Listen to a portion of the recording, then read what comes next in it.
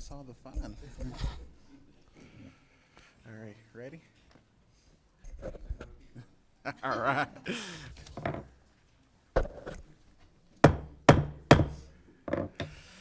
All right, good morning, everybody. The House Committee on Economic Development and Small Business will come to order.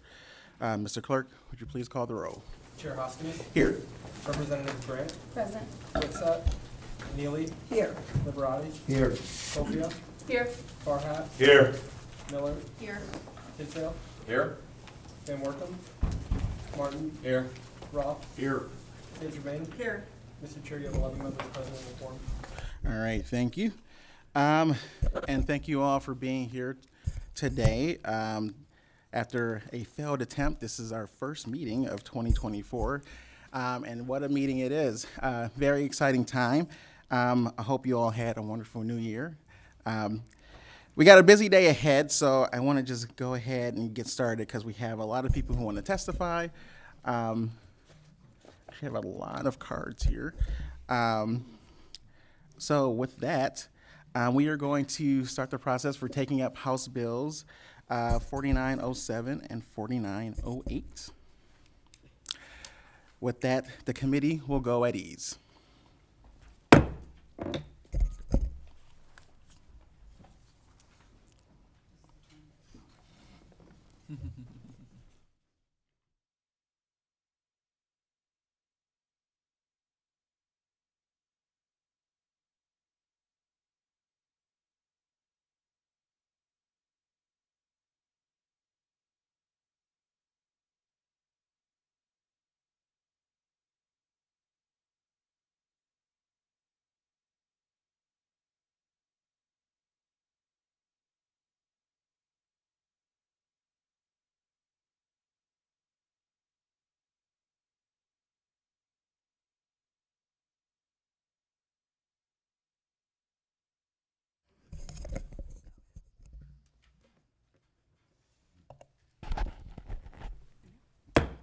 All right, the committee will come to order, and the chair recognizes Representative Jason Hoskins and Representative John Roth. All right, thank you. Thank you, Madam Chair. Well, I am very excited to be here with all of you, as well as Representative Roth this morning to talk about our bills 4907 and 4908, which collectively would create the Multimedia Jobs Act, a new economic incentive for the film and other multimedia projects here in Michigan. And part of the reason why I'm so excited about this is because I really do think we've put together a very robust piece of legislation that will really be a pro-jobs and pro-economy and pro-Michigan piece of legislation. So you might be saying, you know, haven't we played this game before? Or, I mean, I guess for this, you know, haven't we watched this episode or have we seen this movie before? And it's true that many years ago, Michigan tried a film incentive program and it didn't really go that well. And I know that's on the mind of many of the members as well as many of the people that I've talked to about this piece of legislation really throughout the year. And I've certainly valued those conversations as we've worked through this legislation. I know that people are a little hesitant about this incentive program because they think about the last incentive program from 15 years ago. And I am certainly here to tell you that this is not that program. This proposed legislation was built from the ground up, working alongside professionals who help craft other states' film and multimedia incentive legislation. We tried to scrutinize it from every angle. The program is built on evidence-based successes from competing states, and yes, we even looked at what went wrong here in Michigan's program. This work provided us with a roadmap around the metaphorical hurdles and challenges to the past to help create what I think will be meaningful and long-lasting public policy. The worst thing we can do now is just not try and allow Michigan to fall further behind the rest of the nation on this. There are 40 other states and cities and territories that have similar incentive programs like this, and they're either expanding them or extending them or making them program because they are finding so much success with them. There is no reason why Michigan shouldn't be in the game too and experiencing many of the same successes that other states have. We have a lot of people here today to testify. I'm certainly looking forward to hearing from them. And I want to make sure that I kind of cover at a high level some of the biggest changes that we've made to this from the old program to the new program. I guess the most important thing is really to highlight that in the old program, it drew taxpayer dollars right out of the general fund. This program absolutely does not do that. With this program, we want to make sure that any money that we make here, it stays in Michigan, that is vetted by a Michigan CPA to ensure that Michigan labor and businesses are used. The old program lacked vetting and oversight. It was criticized as a, quote, Hollywood handout, as it allowed millions of taxpayer dollars to line the pockets of directors and producers and A-list actors. Our legislation features a compensation cap to make sure dollars are going where they should. This new legislation has safeguards in place to prevent the pass-through abuses and loopholes of the old program. In fact, the new legislation has many guardrails in place to stop abuses, including a credit cap and a 10-year sunset. Our legislation also does away with one of the most dangerous components of the old program, the funding of sound stages and motion picture studios, which left so many taxpayers paying the tab when it fell through. That's completely gone. We also did away with many of the things that caused a lot of issues in the past, loans for projects, allowing the free use of government premises for funded projects.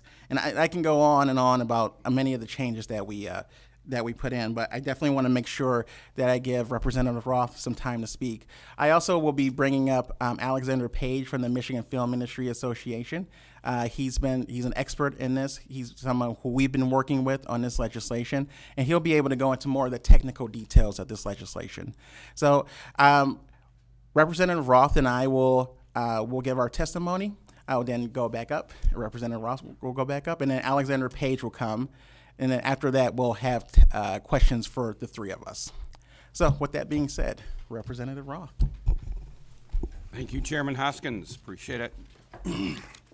I have to go back to the 2008 when this all started. The first film credits, I was sucked in by accident. There was a movie filmed at the marina that I run, and I still run it today. Josh Lucas, A Year in Mourning, turned into The Hideaway. It was a great little film. But I have to tell you how it started, and it started with a card on my desk at the marina. There was a card from the West Michigan Film Office that was thrown on my desk, and I came in and said to one of my staff, "What is that about?" "Well, I don't know. Somebody from the film industry came by. They want to look at the marina, whatever." Okay. So I didn't think about it for a month, and finally it just kept sitting there, and it was driving me nuts. So I had to call. So I called the West Michigan Film Office and said, "Well, okay, what kind of joke is this? What do you want to film?" "Sure, right, at our marina." And the guy said, "No, this is serious. There is a director that wants to come look at your marina in August to think about doing a movie at your marina." And I said, okay. So in August, the director showed up, Chris Airy. He did Smoke Signals, if anybody's familiar, Native American director, one of the first ones that got a really blockbuster hit. He shows up and says, "This is what we want to do. We want to film the movie here at this marina." And now what they did say was, "We want to film it in November." And I said, "You guys are nuts. You know what November in northern Michigan's like?" "Yeah, we want it to be doom and gloom, and we want it to be kind of nasty. That kind of fits the film." Well, we had the nicest November we've ever had in northern Michigan. We actually were on a boat on the Monday after Thanksgiving. It was 65 degrees. I was in a vest, and we had a ripple of a wave out on Grand Traverse Bay. That just doesn't happen. But anyway, it was a wonderful thing. The only thing that got me is that the marina said, "You can film it here, John, but you're in charge of the whole marina. And if anything happens, it's up to you. You and your insurance will cover this." So $4.5 million marina, I was now responsible for any damage. Well, it turned out fantastic, and there was true economic value that was provided to the marina and the city of Traverse City and the surrounding area. Hotels and restaurants were full with production staff, workers, film production, you name it. Some of the actors were in the local restaurants and and hotels, so that was kind of exciting at the time. City of Traverse City downtown filmed a fake crash scene, and that brought out a bunch of people, closed downtown for a day on a Sunday so people could come out and watch it. So it brought a lot of activity and excitement. Some of the other people, the IBEW electricians, were local electricians that served on the film. They were fantastic. I will nothing but praise for them, because every day they came to me and said, John, what can we make easier here? What's in the way? What truck can we move? What can we do? They were fantastic for us. The marina gained a deck and a couple tents because our old deck they didn't like, so they built a new deck and gave us a couple tents. So, hey, it was fantastic. We actually gained from that, and it was a true economic value for us and the surrounding area. Even the bonsai tree grower guy in Traverse City, which I didn't know we had a bonsai tree grower guy, his trees were in the movie, and they came out and they trimmed and showed the actors how to do everything on the tree and that kind of thing. So even down to that end, it was quite valuable. And some have said, as Chairman Hoskins, and I believed at the time, the 2008 film credits failed to a certain point. As I look back at the numbers and think about this economic development, I don't think it was a total failure. Look, we only got 60% of the 100% that came to Michigan. But that 60% we weren't getting and we're not getting today. Where's that 60%? Give me back the 60%. Now, the way it was handled, Chairman Hoskins is 100% right. But we had a major value with films that came into Michigan at that time. Yes, we let some go, and that's what we're working on today. The problem was, I think people looked at it as, if we can get the filmmakers in the state of Michigan and go around northern Michigan, all over the state of Michigan, see how beautiful it is, they'll set roots down and make things happen, do production and everything else. That's where we maybe failed and didn't incentivize more, was to keep that action here in Michigan. That needed to happen, and we didn't get it. So that's what we're working on today. It's more of the production end of it, and that the projects will stay here. People will produce the movies here. We can keep some of our kids here. And that's really why I got engaged in this package. My daughter's in film production at Grand Valley. She's a senior this year. She isn't looking at Michigan to stay. My daughter's already considering that deep, deep blue state of South Carolina. They have film production. She's going to go there and stay with her grandpa and grandma, live with them while she sets up a career in South Carolina. Or she can go next door to North Carolina. Or she can go to Georgia, right next door again. They seem to be doing quite well. Quite well. And there's no reason why Michigan, if we do this right, can't have it here in Michigan too. We do have the scenery, there's no doubt about it. It's making sure we incentivize folks to stay here, do the production here, make it long-term that they will stay here. That's the key to this whole project. We were at an economic conference in Traverse City just a couple weekends ago. I briefly mentioned the film production that we were talking about. And afterwards, many people in the audience came up and said, my daughter's going to Grand Valley for film production. My son's going to Michigan State. He's just entering this year. They're all in film production. None of them plan on staying in the state of Michigan. If we're serious about keeping our youth in the state of Michigan and growing our population, this is not the answer for all of it. I'm not going to try and say this silver bullet, but it would definitely help if we want to keep our youth here at home. We need to ask them what they want to do with their careers. What are they interested in? We're not doing that. We're hoping that this is possible thing that would help keep those folks here. And as the chairman said, some people will call this a liberal Hollywood elites giveaway. I bring that back to the boating industry, which I'm involved with. I remember a while back during the good recession there in 2008 area, where people said, "Don't buy a yacht. Why would you do that? That's embarrassing to do that." Well, do anybody ever think about the people that build the boat? Do you think about the small town of Cadillac who builds boats? How about those workers? Maybe the yacht is expensive, but How about the workers that do the job? There's no difference in this business right here. Yes, there's actors that make big money. There's also a ton of people behind them doing the production, the filming, everything that goes behind the scenes, the electricians. Those people are trying to make a living and stay in their own state, and we're telling them, well, sorry. I run into multiple people from the movie that was filmed at the marina. Still see him today. I just saw one this summer who told me still doing the production end of it, but he's in every state around us but us. Let's see if we can keep our residents home. Let's see if we can keep our residents working in the state of Michigan. This is not the silver bullet, but darn it, it's a good start, and I think it's a great way to go. So I'm happy to be part of this. Thank you very much, and the committee will go at ease.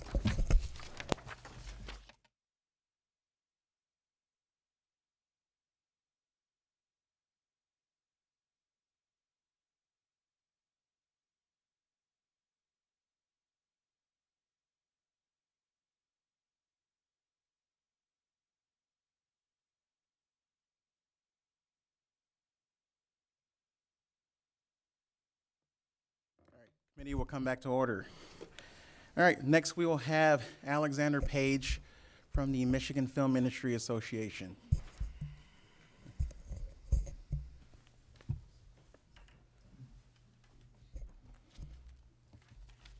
All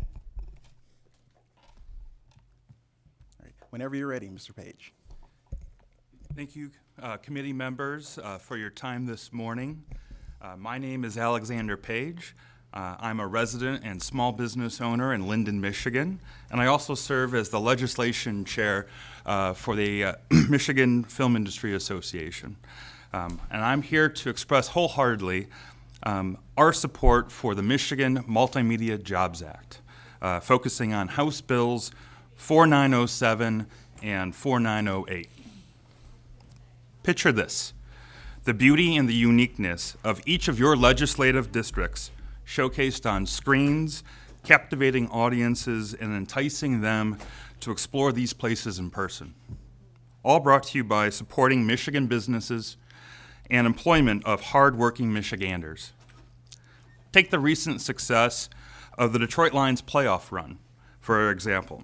It generated over $60 million in economic activity in Detroit, benefiting hotels, restaurants, and stores far beyond the stadium's 65,000 ticket fans. This economic impact mirrors what our industry brings to every state every time we produce a film, a TV series, or a commercial. Currently, there are over 40 states and cities and over 100 programs globally that offer incentives for multimedia production. Most of these productions are required to film in states and countries that have these incentives. Without our program, Michigan simply can't compete. That puts us at a disadvantage against our neighbors like Ohio, Indiana, and Illinois. This bipartisan Multimedia Jobs Act was built from the ground up. It was designed to take the best from other programs and avoid the past errors by using best practices that benefit Michigan first and foremost. It creates jobs. It prioritizes in-state labor and businesses. It promotes diversity, minimizes Michigan's brain drain and the exit of our youth, and it boosts our tourism. For this program, notably, it includes commercials, corporate videos, and commercial photography, making it more attractive compared to other states. This act will encourage investment in our state and establish Michigan as a leader in the multimedia industry as the place to work, live, and visit. Globally, the multimedia industry is booming, with television, streaming, digital content leading the way. We're all watching a lot more content with the COVID boom. And there's a lot of advertising that now needs to be supporting all of that. The multimedia and creative industry is one of the largest growing industries in the world. The Multimedia Jobs Act positions Michigan as that prime destination for productions, creating thousands of new jobs in filmmaking, animation, post-production, and related fields. Most importantly, we anticipate the direct spend of approximately $6 billion to $8 billion in the first 10 years of the program. Let me say that again. We are anticipating direct spend of $6 billion to $8 billion in Michigan in the first 10 years. The inclusion of commercials, corporate videos, and commercial photography production in this act creates infrastructure. It builds the local labor force and the brick and mortar businesses that make the foundation for a successful production community. Multimedia productions help bolster small businesses and the local economy. These projects have a ripple effect, benefiting other Michigan businesses like hotels, restaurants, construction, retail, security, and transportation, just to name a few. On average, each film engages the services of approximately 60 local vendors. As Michigan small business owner and a producer, I know firsthand how these productions can positively impact many different communities, businesses, and people. When you read the credits at the end of a movie, you see hundreds of names of all the businesses and people that were hired, not some large corporation. Majority of all the work in the industry is all done by small business owners and individuals.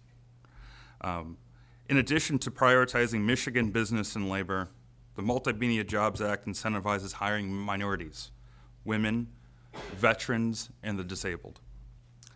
The bill is a transferable tax credit, not a rebate. This means that the credit must stay in the state and only benefits Michigan companies. From the moment a production starts, spending begins and stimulates the local economy. We don't have to wait for a plant to be built. We don't have to wait for anything. It starts immediately.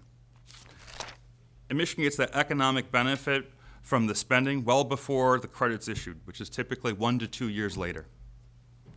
And it doesn't cost us anything unless money is spent. The bill ensures a steady and sustainable growth with the 10-year sunset, allowing time for small businesses to build the infrastructure and grow crew and talent and hire more people. The bills are fiscally responsible as a priority with an initial credit cap of $125 million for each of the first 3 years and grows gradually over time. There's a built-in redemption fee that helps Michigan fund the Michigan Film and Digital Media Office, and mandatory reporting will ensure the program remains accountable. A flourishing multimedia industry showcases Michigan's beauty, diversity, and talent to the world, and boosts our economy, featuring iconic locations like the natural beauty of the UP, historic Mackinac Island, the wine country in Traverse City, farmland in mid-Michigan, and cities like Grand Rapids and Detroit. All featured Michigan-made projects will contribute to a sense of pride among residents. In conclusion, the Michigan Multimedia Jobs Act is fiscally responsible for our state's economic growth needs while growing and retaining talent. It's pro-jobs, it's pro-economy, and it's pro-Michigan. That positions our state as a leader in multimedia once again. Michigan has a compelling story to tell, so let's make it in Michigan. Thank you, committee members, for your time and your consideration for House Bills 4907 and 4908. Thank you. All right, thank you, Mr. Page. All right, I'm going to open it up for questions from the committee members. And I wanted to start off real quick because you touched on a lot of the things, a lot of the economic benefits that Michigan can really benefit from this legislation. From this legislation. And so I kind of want to talk about or ask you just, can you give examples from other regions, other states that have similar legislation where there's been substantial job creation and economic development in the multimedia sector? Yes, thank you, Chairman. So many states have programs, we've mentioned over 40 states and cities. Two really good examples are Georgia and Illinois. Recently, they just had reports coming out. Georgia, for example, in 2016 had 3.3 million workday hires. It's a lot of work. In 2022, they had $4.4 billion of spend to the economy. They had over 800,000 additional visitors to their tourism that generated $172 million for the state.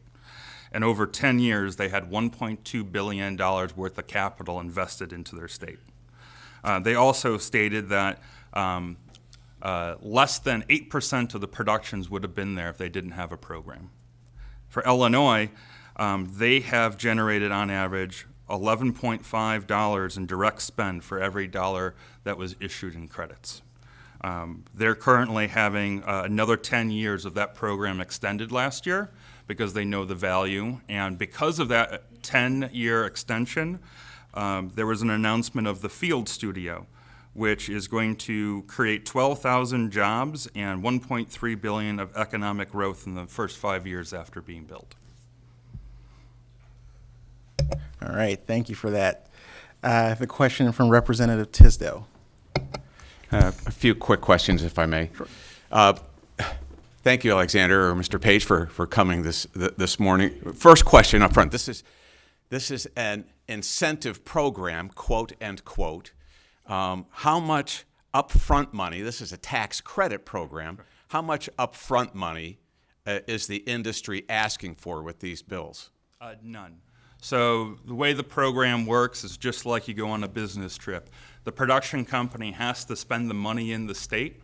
They collect the receipts from their program. They have it verified by a Michigan licensed independent CPA, and then they turn it in and they'll get a credit 1 to 2 years later. So it doesn't cost the state anything until money has already been spent in the state, and then they'll get a credit 1 to 2 years later.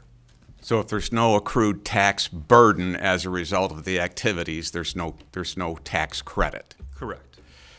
This applies only to Michigan-based companies. They can be out of state but have to have at least one location in the state or be licensed or filed to do business in the state. Could you explain that, please? Yeah, so an out-of-state company can come in. If they do not have a Michigan tax liability, that's when they can transfer the credit to somebody who does. The good news about that is it can be any industry. It could be tool and die, manufacturing, it can be a brewery, you name it. Any Michigan company can then buy that transferable tax credit. So the credit only benefits Michigan companies. So it is, if you're out of state, you can only use it to offset Michigan taxes. So even if there's a benefit accrued, it doesn't go away. It can be sold. Correct. Through a mechanism to other Michigan-based companies. Right, so there are no winners or losers in the industry, so you don't have to participate in the film. This is for all Michigan businesses. And last but not least, you projected $6 to $8 billion spend, and I can't remember what period of time you were talking about. What's the anticipated spend? Is that incremental, or what's the anticipated spend without this? So without this, we normally don't have any activity right now. I can tell you that when we had the program that was announced in 2008, the year before the program, there was only $2 million worth of spend in the state of Michigan. The first year we had it, it was $100 million, and it went up to $200 by year 3. So currently, right now, most of the work is all going to other states. So right now, it's pretty non-existent. We have a lot of our businesses and film going out of state to film because marketers and production companies are required to go to states that have programs. Okay. And again, in the last program, that $100 million or $200 of incremental spend, that had to pay back some of the upfront money that was as a part of that last program. Correct. Which doesn't exist this time around. Correct. Thank you very much. All right, Representative Kofia. Thank you, Mr. Chairman. Thank you, Chair and Roth, for bringing this forward. I think these questions might be for the two of you, if that's okay. Okay. So obviously, as was pointed out, there was a lot of attention paid to the last iteration, and you talked about sort of this is not that. I'm curious if you could just reiterate what were the factors when you look at the old versions of the law? What were the factors that caused the state to actually lose money? And what specific ways have you addressed that within the new version? So that's my first question. The second one, I just keep thinking about the idea of we want to generate economic activity and we want to generate jobs, but the premise of a film project, there's an end date. The film does not go on forever. TV series, same thing. So in terms of long-term jobs, maybe I just don't understand the industry well, but could you speak, just maybe this is for you, but how do we incentivize, let's say, John's daughter to stay in the state? Will she have sustained income and a sustained job if there's sort of a boom bust with projects. So maybe let's start with what lessons did we learn and how are we going to make sure Michigan doesn't lose money on this version first? All right. Jen, Thank you. Sure. Be happy to do that. Absolutely. Good question, Representative Kofia. The long term in particular, if you sustain a production facility or production in Michigan, the jobs aren't necessarily going to be year and year and year, but you're certainly going to have a lot more of them. So our staff that worked on the movie in Grand Traverse County, they were there for 2 months. It was fairly short-lived, but they already had jobs lined up in another state. And so they are working nonstop. It just, the projects can be small or they can be big, they can be large. It's a matter what they sign up for to do. But the more activity you have, the more chance they have of actually keeping busy and staying in the state. What we had before wasn't necessarily successful on that part. The other part, I would say, is that we did pay back a tax value to them. So just example, the movie that we had in Grand Traverse, spent a little less than $4 million, and they took almost $1 million out of the state of Michigan to go to New Mexico to produce the film. That was probably my disappointment when watching that happen. There was no incentive for them to produce it right here in Michigan, and that, if that continues, it'll be short-lived. They'll come in, they'll film their thing, and leave. And this movie was actually tentatively set to produce in Wisconsin. And we stole them away with the beauty and the incentives. But it did not keep them long-term in the state. And if we can develop that long-term production availability, then my daughter and other daughters and sons hopefully will be able to produce in the state of Michigan, keep busy that way. With the current process, I don't see that. Absolutely. There are some small producers. Alex, one of them. But I know Rich Brower up in Traverse City does his thing. But these are very small indie type films that, and I don't even want to, I don't want this to go over that it's films. That's part of it. It's all the other that we don't do. Our big three autos makers don't film their commercials in Michigan. That's why you see a Chevy Tahoe by a mountain or an ocean front. It's because they're not doing it here. They're going to where they get the incentives. So we could start seeing commercials, the big three, and others, corporations, Rocket Mortgage. They don't film their commercials in Michigan. They do it somewhere else. So I hope that answered some of it. Just that, thank you. And so you're saying that the differences are, you've built in, for example, that the production cannot go out of state. Correct. For them to qualify. So that's one. Are there other safeguards that have been built in, perhaps, Chair Hoskins, in terms of, or was that the big flaw, do you feel, with the last version? So I think one of the biggest things, and I kind of covered it in the beginning, was the fact that this was money that was coming really from the general fund, as opposed to, in our legislation, it's now a tax credit. And that money, as kind of in the questioning of Representative Tisdale, we make sure that that money stays here in Michigan. And we are verifying that that money is spent here in Michigan, used by Michigan labor, for Michigan businesses. That's one of the biggest differences that we've seen. And that was really one of the reasons why it cost so much in the beginning. We were losing out on so much. So having that change in the legislation is something that I think will really be beneficial for the state. Thank you. Last piece. I'll follow my colleague's lead. I had several questions. With these jobs, what kind of, I'm always thinking, and I know you met, Rep. Roth mentioned IBEW. I know union jobs, they have benefits.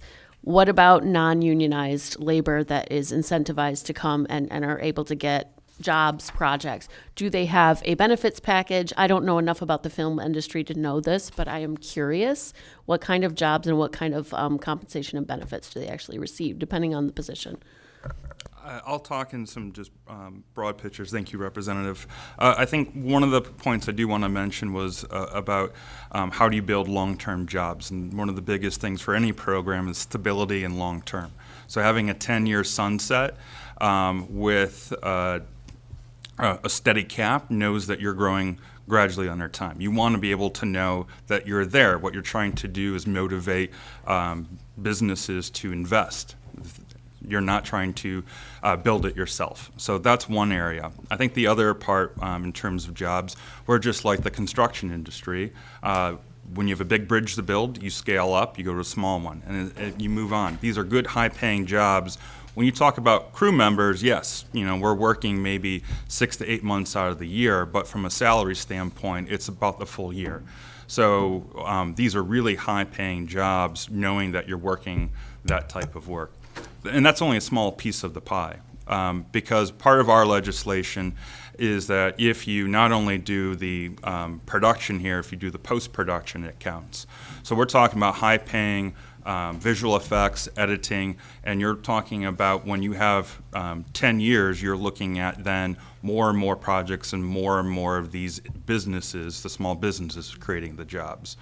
And I think the other important thing to note when you're talking about jobs is everybody only thinks about actors and your crew members. On a typical film, that may only be 30 to 40% of the entire expenditures. The other 60% is all the other businesses that help support it. So that's your carpenters, your lumber yards, retail, catering. So most of the money that's being spent is actually going to other small businesses. So what you're doing is you're just influxing that money into the economy across different industries. All right, Rep. Roth? Yeah, I just wanted to share too, I got paid really well. on the movie that I was on, I was the liaison between the marina and the film, and everyone on there gets paid very well. Now, short-term, potentially, but the pay was very good. And in order to get a job, I believe a lot of the production crew belonged to, I don't know, say necessarily a union like we might think of it here, but they were part of a crew that they can apply for jobs throughout the United States. Yes. And I could have been a SAG member because I got 2 seconds in the movie. I didn't pay my fee. I should have. Very good point, yes. And so there is a lot of mix of union and non-union jobs. That's all handled, just like any other industry or organization, but there's benefits with the companies, and so, yeah. You all set, Rep. Kofia? So they do receive benefits. That was one of the pieces that I was trying to For the understand. union people, yes, but again, you're talking from individual companies' benefits, so that's all, on an individual business. How many folks within the ecosystem of filmmaking, commercials, whatever it might be, how many, what percentage within that ecosystem are members of unions versus not typically? I do not have that number, but we can look into it. Okay. All right. Thank you. Thank you. And I have one more question for Rep. Woodsett, and then we'll move on to the next thing. Mine is not so much a question, it's more of a statement. These things are not just also of these groups coming in and just leaving. It's also the locations that actually stay here. I bought my first car because of doing work for BASF every summer. That's how I was able to get my first vehicle. That place was located in Highland Park, and they stayed there and they did projects throughout the years, but that was my summer job. I did TV commercials for Ford and so forth, so I remember those days when they used to do those things here, and that's how I made my money straight out of high school. So those jobs were plentiful here, and that was just the thing that a lot of us did. So when we talk about stability and people staying here, those are the things that keep people working and staying here and doing those productions and the carpentry and all those other things that you talk about. So think about those things as well, that people do keep these businesses right here and keep them local. All right. Thank you, Rep. Woodsett. And with that, thank you so much, Mr. Page. All right. Next, we actually have a video from a crew member, Sahir Rashid, and it actually really highlights some of the things that Rep. Roth and many of us have been talking about as far as making sure we keep talent here in the States. So if you want to go ahead and play that.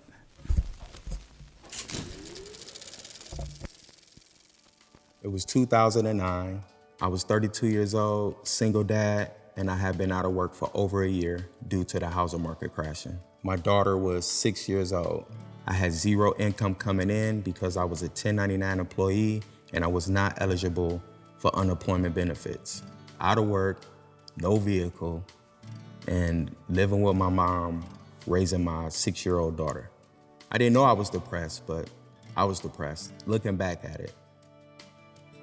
One day I got up, got dressed, and got on a bus to go downtown Detroit just to get some fresh air, and I saw the movie Red Dawn filming. So I thought it'd be a good idea to sneak on set and ask the director, do I have to go to school to work in film? And I met the sound mixer by the name of Kurt Francis. He was an Oscar Award winner for mixing sound on Born Supremacy. And to me, he looked like the director. You know, he had his glasses on a string, he had a director's chair. When I asked him, how do you become a director? He told me that's like asking, how do you become the president?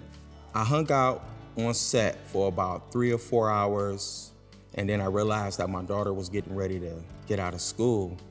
So I let Kurt know that I had to leave. I came back the next day, and then that's when they asked me to meet the other assistant directors. They were explaining that department to me and how it worked. I could just start in a business as a production assistant and work my way up to assistant directing, and then go from there, either into producing or even becoming a director. I went from having no job to being gainfully employed, working every day in a matter of weeks.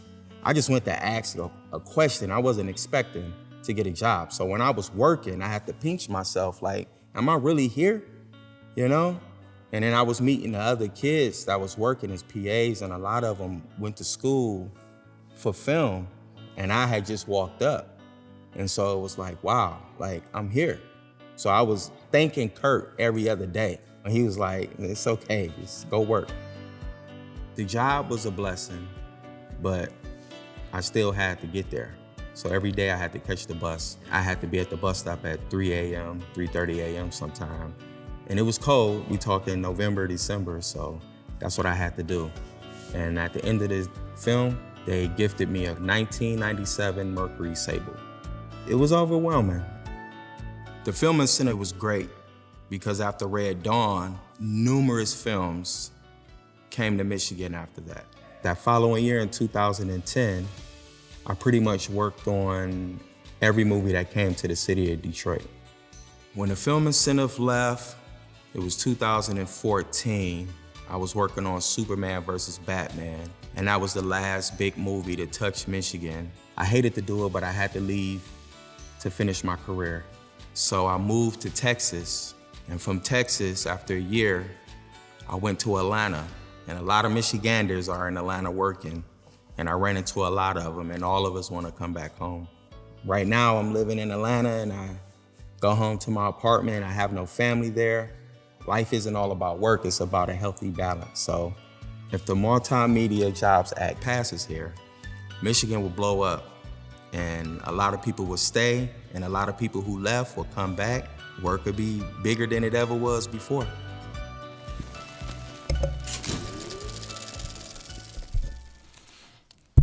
All right. This is a video just highlighting again the importance of this legislation and what we think potentially it can do for the state. Next, I want to have some folks from our universities come up. So next, we're going to have testifying in support of the bills, Mark Bruckey, Associate Vice President of Economic Development at Lawrence Tech, and Brendan Credo, Director of Film Studies at Oakland University, and Hannah Dunaway, a student at Grand Valley State University.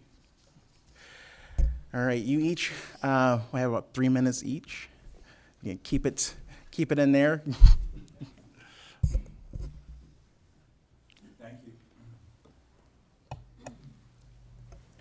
Thank you. Hello, I'm Mark Bruckey. I'm Associate Vice President for Economic Development at Lawrence Technological University. I am responsible for professional and workforce development, industry partnerships, entrepreneurship, and developing industry-focused centers and institutes. LTU is located in Southfield, Michigan, and is home to 3,200 students, with 95% of our students and graduates retaining in Michigan after graduation.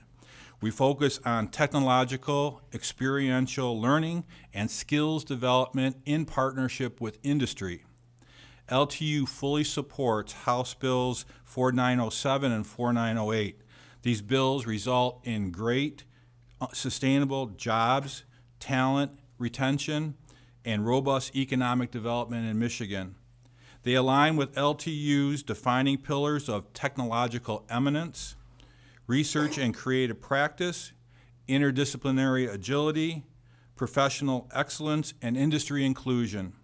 They provide tremendous opportunities for increased student access, achievement, jobs, and economic mobility in Michigan and have a direct impact on the state's 60 by 30 and Oakland County's Oakland 80 college attainment objectives. The passage of these bills have a direct positive impact on increasing the pipeline and admission of high school students into LTU, especially through LTU's dual enrollment programs that we have with over 50 high schools. The bills will benefit students in over 20 LTU programs, such as SPECS at LTU, formerly Specs Howard School of Media Arts. SPECS at LTU is poised to increase due to the passage of these bills, especially among career and technical education, graphic arts, digital media, media communications, and marketing students. The bills will help spur academic innovation, research and development, and advancement of multimedia technologies and workforce development at LTU in concert with industry.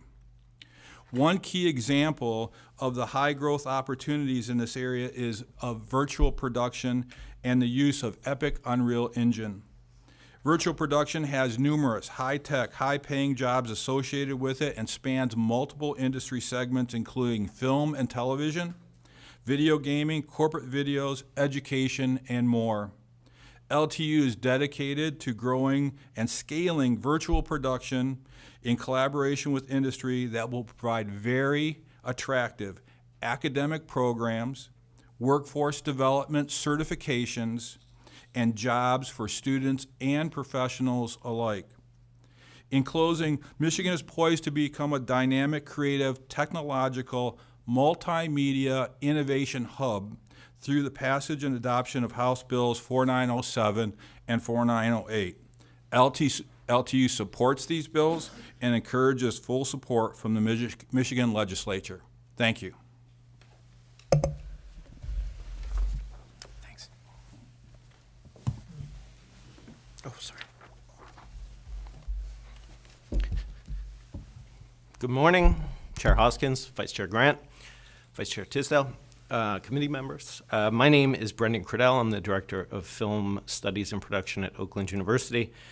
First, might I just take a moment to say I've spent my career studying the media industries and media policy, so this is a rare pleasure to be in the proverbial room where it happens, so thank you for having me. I'm here to express my support for House Bills 4907 and 4908, and in particular, I wanted to speak to 2 points. Firstly, the importance of the media industries to our state economy, and then secondly, to echo what my colleague from Lawrence Tech has just said, the impact that this legislation is going to have on higher education and talent retention here in Michigan. So the U.S. economy has seen a boom in the media sector since the pandemic. Growth in the sector has more than doubled that of GDP at large over the last 4 years. Culture is now $1 trillion business, and that's with a T. Even that figure, 1,000 Barbies, 1,000 Oppenheimers each year, understates what we're talking about here. And that's because it doesn't fully take into account the scope of the digital economy. To give you a sense of what I mean, PricewaterhouseCoopers estimates that in 2025, advertising spending will eclipse that of consumer spending for the first time. So we are talking about one of the largest and quickest growing economies in the world. However, sadly, Michigan lags the national average in this sector. And we've also fallen behind our peers in the Great Lakes as well, not only in Minnesota and Wisconsin and Illinois and Ohio and Pennsylvania, but also notably right across the river in Ontario. Arts and culture make up a greater percentage of GDP than it does here in Michigan, and this is something that we need to address. Sustainable incentives for media production in Michigan will have cascading effects, catalyzing growth both throughout the arts and culture sector, but as well as beyond. And as I'm sure this committee well knows, one of the principal challenges confronting our state at present is invigorating sluggish population growth. Yet our colleges and universities are actually a rare demographic bright spot at present. We're doing a comparatively good job as a state attracting and retaining young people in the 18 to 24 age bracket here in Michigan. What we're doing a really poor job of doing is keeping those people in the 25 to 44 age bracket in Michigan as they begin and develop their careers.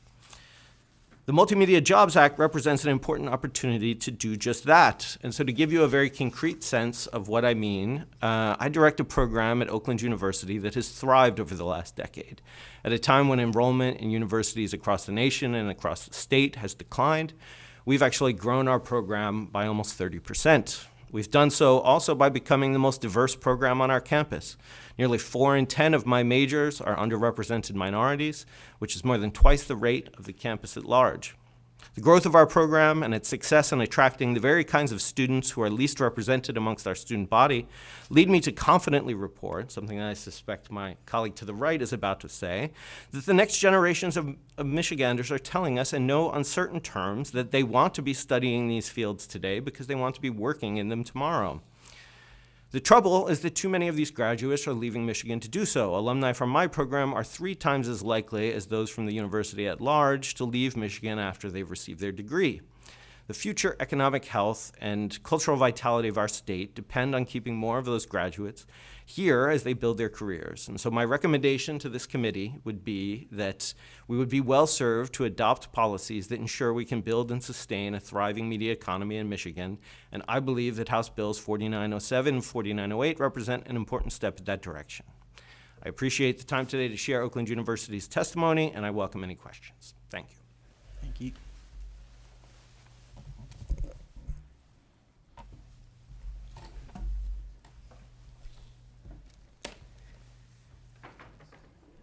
Hello to the committee. My name is Hannah Scout Dunaway, and I'm a senior at Grand Valley State University studying film and video production. I've been blessed with my education at GV, making fantastic connections in the industry, creating an award-winning narrative short film, and being taught by wonderful educators, many of whom are alumni themselves. Growing up, I remember hearing stories from my dad about film sets in Detroit while he was finishing his degree in media production. My father chose to set aside his film journey after college so he could raise me and my brother here in state with his family. His passion and endless encouragement have been paramount in support of my career in the industry. I've worked on countless productions while in film school, each finding a new way to capture Michigan's beauty. From Silver Lake sand dunes to the streets of Grand Rapids to the wilderness of the Upper Peninsula, I have found that my art has allowed me to showcase the amazing culture, businesses, and people that Michigan is home to. Yet, I find myself at a loss when I look towards my future as a filmmaker in this state. I desperately wish to stay in my home state and build my life here, but that dream is not presently feasible with the current state of the film industry in Michigan. The film industry is highly competitive, and with the passing of House Bills 4907 and 4908, I and many other young creatives would have the opportunity to not only forge our paths as filmmakers, but to also start our own families and keep up with the growing industry at large. I have witnessed firsthand the talent, passion, and creativity that flows through Michigan, and I've also listened and felt the struggle of finding a job to utilize those skills. A film I created while attending Grand Valley with my filmmaking crew, Future Corpse Productions, recently won Open Projector Night in Grand Rapids, a film festival dedicated to showcasing films either created in-state, about our state, or by Michiganders.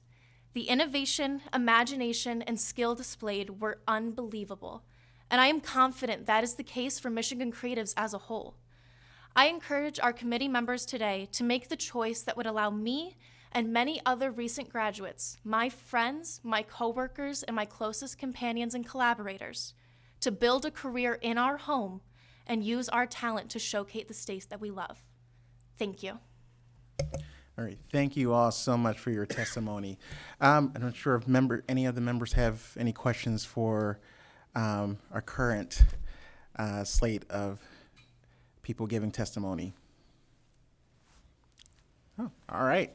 Thank you all so much. All right, next we are going to go to Zoom. we have Larry August from Avalon Films and Hudson Edit here today to testify. All right. Mr. August, whenever you're ready. Hi, everyone. Thank you for having me. My name is Larry August. I'm the owner-operator of Hudson and Avalon Films. Well, we're one of the leading commercial production companies and post-production companies in Michigan for over 25 years. We work for most of the larger advertising agencies and clients in the state, including General Motors, Rocket Mortgage, Blue Cross Blue Shield, Corewell Health. We work on a lot of Pure Michigan ads, etc. I represent a number of companies in our businesses that are certainly would be beneficiaries along with many other businesses here in Michigan, and want to go on record to support this legislation. I currently have, to give you a sense of the scale of our business, I currently have 20 full-time high wage and benefit employees. Those are full-time, and then we also hire approximately 200 freelance film professionals across the state each year to work on various projects. Our average production spend on freelance crew, hotels, catering, lumber and construction, equipment rental, and these kind of expenses is over $2 million per year. And there are probably 30 or 40 companies similar to mine that operate in the state of Michigan, a few larger, maybe the same size or a little smaller. We also lease 7,000 square feet of Class A space downtown in the city of Detroit, 3,000 square feet in Ferndale, and another 10,000 feet of warehouse space also in Ferndale. I have also taught as an adjunct professor at College for Creative Studies in Detroit for 13 years, helping train young people to join our industry. But as you've heard, unfortunately, most of the graduates that I worked with and taught have left the state to find employment, and they would want to stay absolutely in state if that opportunity was available. I think this incentive will allow us to hire more Michigan college graduates from the colleges and universities in both full-time and freelance positions. In recent years, many of our existing clients have taken projects that would have gone to our company or the other companies here in Michigan. They've taken those projects to incentive states like Illinois and Ohio. I think in almost all of those cases, they would have preferred to keep the business here in Michigan. It would have been better, more convenient for them,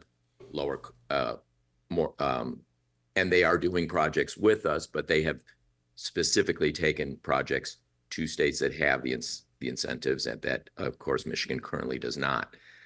And our clients have spoken to me about whether Michigan will be having incentives. And I think there's a lot of enthusiasm, a lot of optimism, a lot of willingness to keep a lot more of their production dollars here in the state. And I think this situation will raise all boats, not just my companies as well. And I think there's a lot of awareness and a lot of companies that are watching this legislation and are ready to keep work here and participate in this program if it becomes law. So we're hopeful it does. I'm very happy to answer any questions you may have. Thank you. All right. Thank you, Mr. August. Representative Farhat. Thank you so much for your testimony. I was just curious. I know you mentioned that many of your employees are either high wage or good paying. Can you give me a scope of when we hear that term, what are we talking about in the industry? What is a good paying salary in the industry? Well, so we have most of the full-time employees that I have are grouped in the post-production side of our business. Several are on the production side, but as you know, production scale up and then scale down. So the amount of full-time employees involved in production, those are primarily employees involved in quoting projects, pursuing projects, bidding projects, and then once we are awarded a project, we scale up to the 40 to 60 employees, freelancers that we use to do the production. When we transition to post-production, then we have editors, assistant editors, motion graphics people, flame artists, audio people, etc., that are full-time folks that work for us. So I would say our average full-time employee makes right around $100,000 with full benefits and retirement. Some, the top end would be double that. The low end would be 70, 75. So that's kind of the range of salary full-time. All right, yeah, that's a good perspective. Thank you so much. All right. Looks like there's no other questions. All right. Thank you so much for your testimony, Mr. August. All right. Next, we will have Mr. James Homan from the Mackinac Center. He's Director of Fiscal Policy. All right. Thank you for joining us today. Oh, thank you for having me up. Oh, yeah. I'm doing all right. Yourself? Good, good. Okay. Yeah, as I said, I'm James Homan. I'm the Director of Fiscal Policy at the Mackinac Center, a think tank based in Midland, Michigan. And paying up to 30% of a film's cost is an expensive favor that will only leave taxpayers worse off. Economic development programs like this ought to be judged based on how well they're going to develop the economy. And we can look at the assessments made by economists of film subsidies, as well as Michigan's own experience, to note that this is not going to be successful. So Michigan spent $500 million on film subsidies in its previous iteration and received no sustainable film industry in exchange for that. So when you look at the economic performance of the state of Michigan, you can see that this expenditure did result in a gain of a couple of hundred jobs in the film industry in exchange for $500 million. So it's a terrible cost benefit. But more importantly than that, when you look at both the creation and the dissolution of the program, it resulted in no change in Michigan's overall job trends, which is something that lawmakers ought to care a lot about. And of course, this matches up with the experience that economists have had when they try to isolate the effects of film subsidies.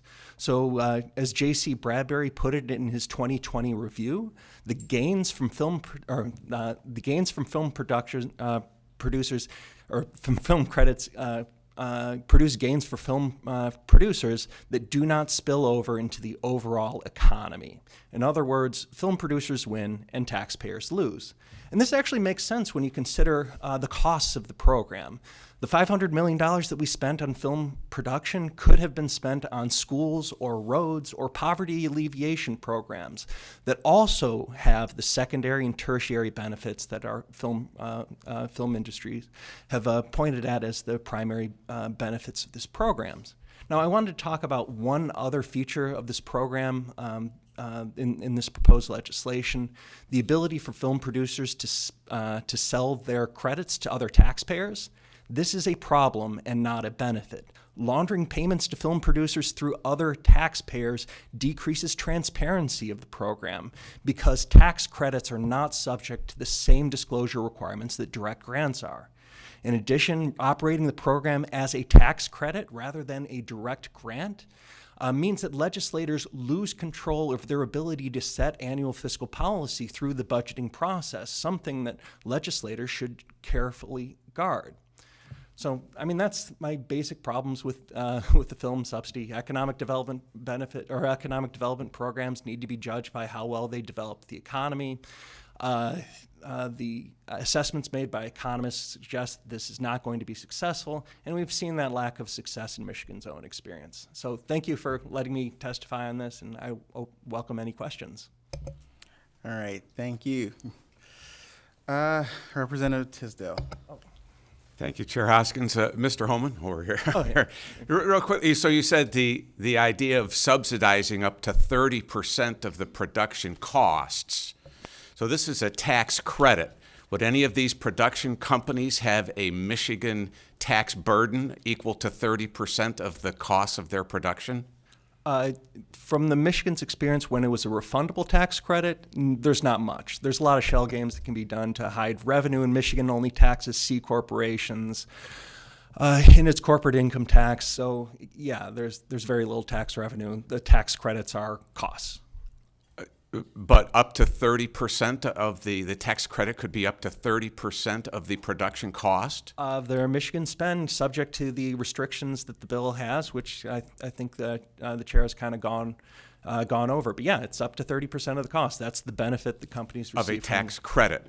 So credit for their tax burden? So no, they get 30% of what they spend in Michigan, again subject to restrictions, and they take that tax credit and then they sell it to, which is not based on what their tax liabilities are. It has nothing to do with their tax liabilities. These production companies should have very little tax liability, so they get this huge tax credit that they can't use and they can't trade in for a refund, and then they sell that to another taxpayer. So the production company receives cash, they go home with cash, and then another company buys that tax credit at a discount and then uses that to defray their tax liabilities. Okay. But this is not a refundable program. No, it's non-refundable. Yeah, it is non-refundable, but the company that receives these tax credits do come away with cash. And there are consequences for that cash. That is money that is going to be used to defer some other taxpayers' tax liabilities that they would not have received otherwise, which means that in lieu of this program, you would have $2 billion worth of cash that you could spend on schools or roads or sewers or any other public service that is a priority for lawmakers. Okay, thank you. Representative Van Workum.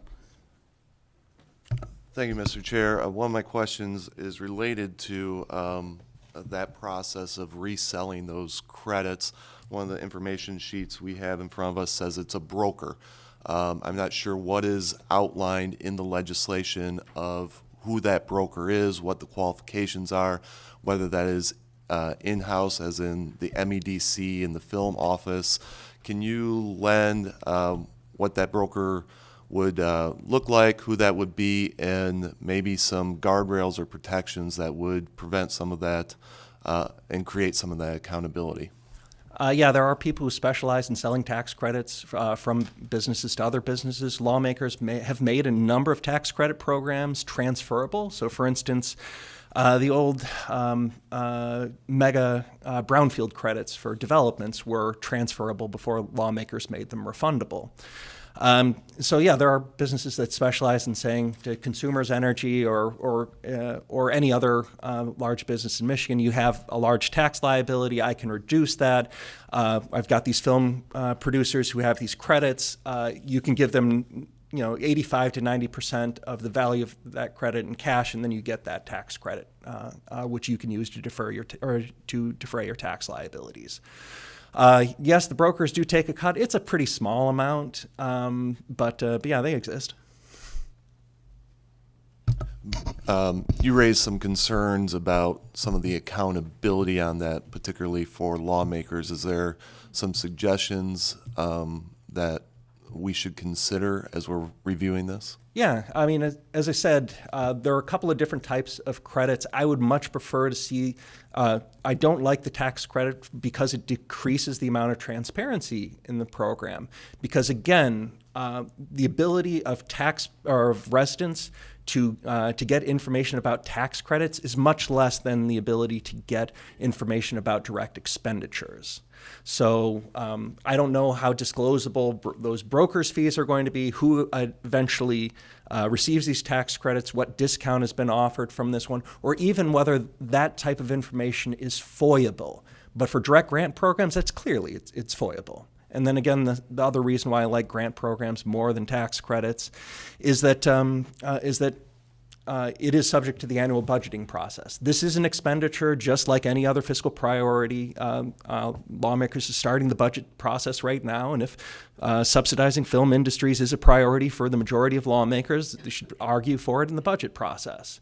Now, I would argue that it's a bad idea because economic development programs need to be proven to develop the economy, but there's a lot of things that the legislature does that I disagree with, and but that should be a subject for the legislative debate, and I would much prefer to have that legislative debate go on in the annual budget process.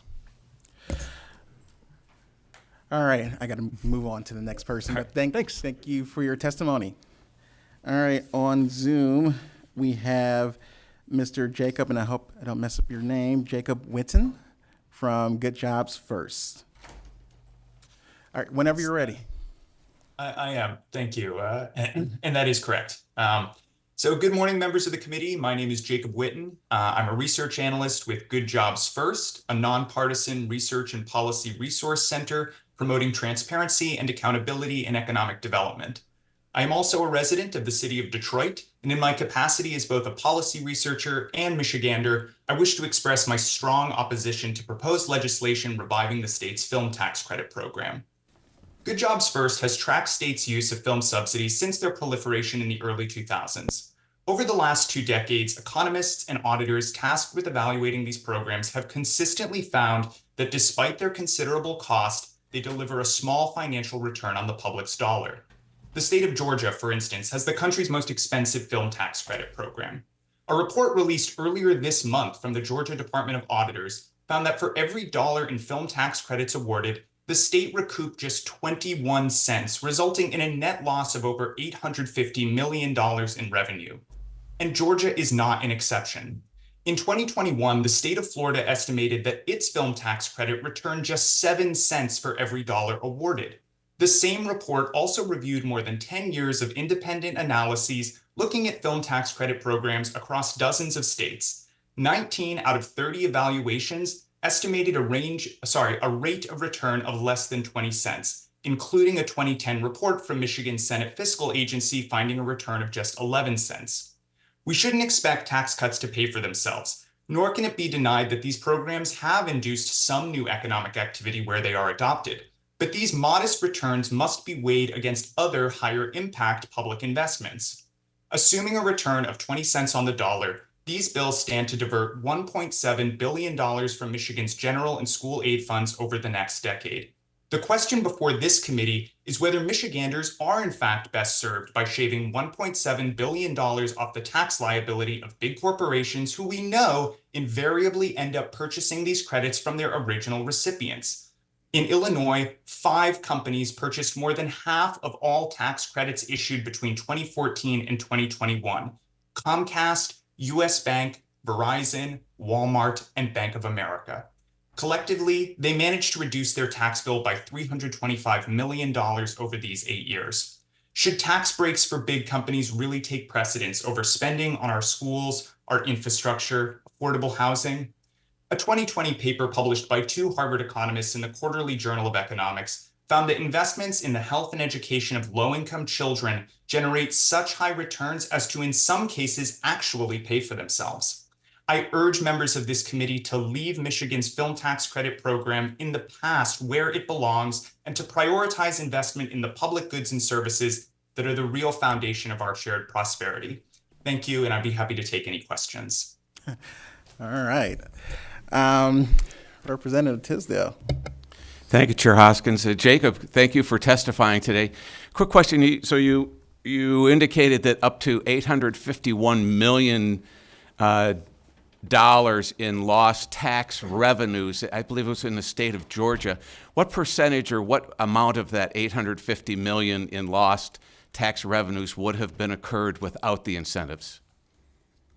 So this is net of the revenue gained from the program. So all told, they lost over $1 billion in revenue and received about 20 cents on the for every dollar lost. So on net, that's an $850 million hit to the state's revenue take. And how much of that would have been incurred without the incentives? How much of that activity would have occurred without the incentives? The activity that generated the tax. Estimated that about $2.70 of new economic activity was created for every dollar awarded. And then, of course, that $2.70 generated only 20 additional cents in revenue back to the state. So another way to think about this was the state ultimately paid $850 million to generate about $2.3 billion in new economic activity. But the question I'm asking is which... I want to stress, though, is we have to consider if they had spent $850 million on something else, would they have perhaps gotten bigger bang for their buck? Assuming that $850 million in taxable activity would have occurred without the film incentives. Yes, well, Okay, this thank you. is, again, taking into consideration that new economic activity did occur and offset the $1 billion that they awarded in credits with an additional $200 million in new revenue. So that is $850 million in real losses to the state's general fund. All right. All right. Thank you, Mr. Witten, for your testimony. All right. I got one more person to bring up. Mr. Barton Bund from SAG-AFTRA and the city of Ypsilanti. Thank you, Mr. Chairman. Thank you, representatives. My name is Barton Bund. I'm a member of Screen Actors Guild and Actors Equity Association, and these are the professional unions that are made up of over 200,000 actors nationwide. And I'm here speaking strongly in favor of Bills 4907 and 4908. Between the years 2009 and 2016, I had the best years of my professional life. I was an actor. I was living in Ypsilanti. I had done Shakespeare. I had taught high school drama. And I had done every kind of car commercial that you can imagine. I was a hand model. But suddenly, I was working on big studio films and TV series all across the state, including the international blockbuster Batman vs. Superman, Dawn of Justice, which employed hundreds of local people in featured roles in front of the camera, behind the camera, in this massive months-long production. The film grossed over $873 million worldwide, and we still receive residuals checks from that film. I was in the room. You talk about a childhood dream come true. I was in the room as the brand new Wonder Woman armored gold suit was revealed one day. They pulled a big sheet off of it, and I couldn't believe I was there. I was one of the first people in the world to see it. Now, nearby, we were shooting we were prepping our scene. I was playing CIA. Now, our little set was beautiful. It had a whole panel of computers and things that were lighting up. Unfortunately, they were not lighting up. We were stalled. The set was only half complete. So a background performer who was playing a soldier, he steps up and he said, turns out he was the real thing. And he steps up and he says, I was an electrician in Afghanistan. Can I take a look at it? They said, sure, go ahead. He switched the wires around. He adjusted a few things. Computer parts worked. Let's roll camera. Now, this man, think about this. This man who survived a war and returned home, and now he's appearing in a Superman movie, another dream come true. He took his skills that he acquired in the military, and now he's applying them on a studio film. And I knew, when I saw that happen, and I knew that across the state, every single day, magical moments like that were happening, where local people were integral to gigantic world-class studio productions on the scale of the biggest you can imagine. Now, to find work, me as an actor, I have to go to Pittsburgh or to Chicago.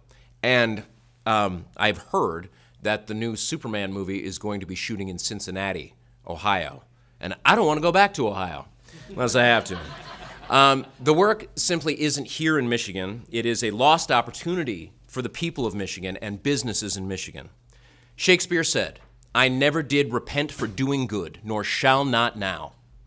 And you have the chance now to do some genuine good for the people in your communities. These are good-paying jobs on large-scale studio productions for young people in Michigan, with or without a four-year college degree.